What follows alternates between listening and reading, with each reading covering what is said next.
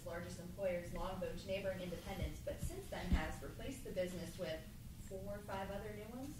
So what's Seven Hills doing to make itself attractive to new business? What have you guys changed or done to entice businesses to come to Seven Hills? Hi. This is a bigger question than just that, so if you don't mind, can I think that we can develop ourselves out of the $700,000 that we know that we have to come up with.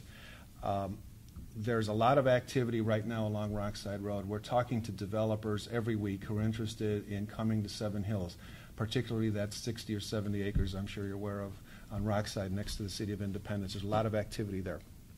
We have, on every occasion that we've had the opportunity, again, we don't have an economic development director.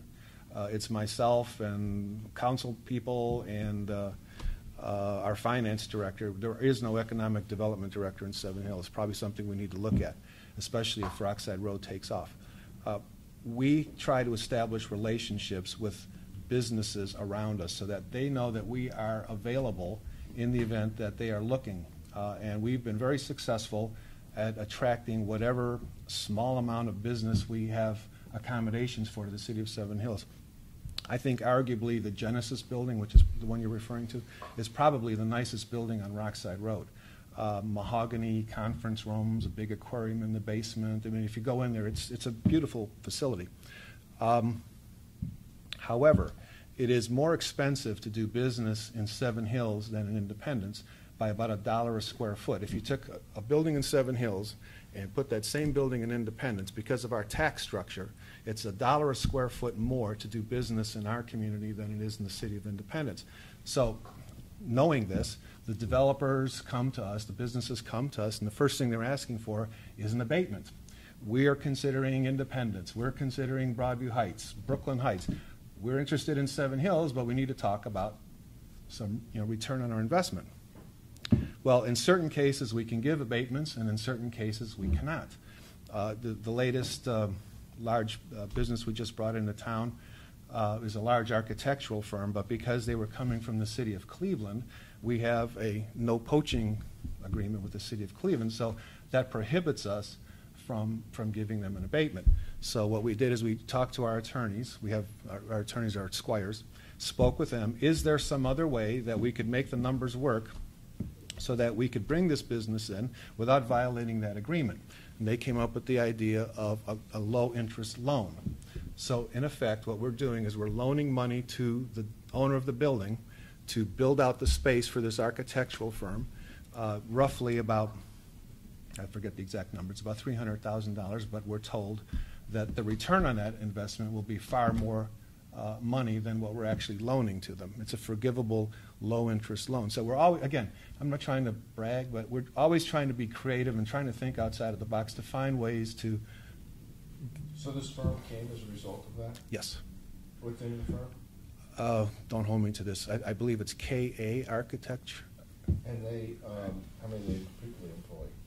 I don't know off the top of my head, and I wouldn't want to guess, but they're also talking about expanding. They're actually taking the same space that Longbow was previously in.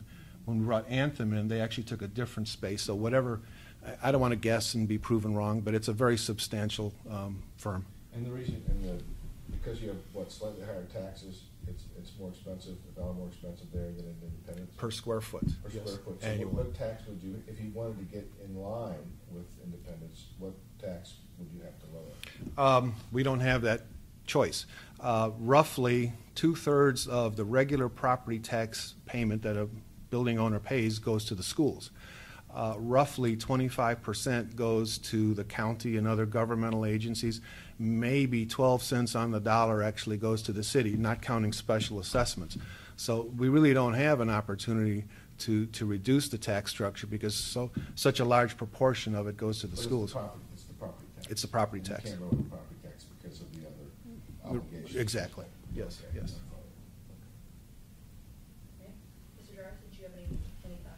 Yeah, the loan that the mayor's talking about, the low interest loan, if I'm not mistaken from reading the document, it says that up to $40,000 a year can be forgiven or be deducted from the principal amount on that loan. So In the final analysis, we're lending out $300,000. We can only hope to recover $100,000 of it because actually money that would have come to the city in taxes is being forgiven against the loan.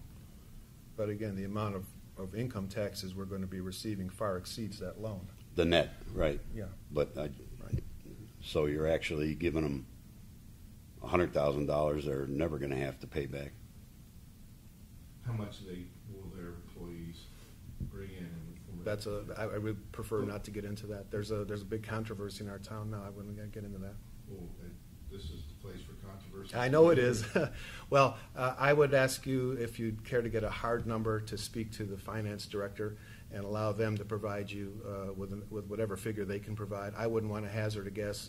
As you're probably aware, there's a controversy in our town with one of our council people who,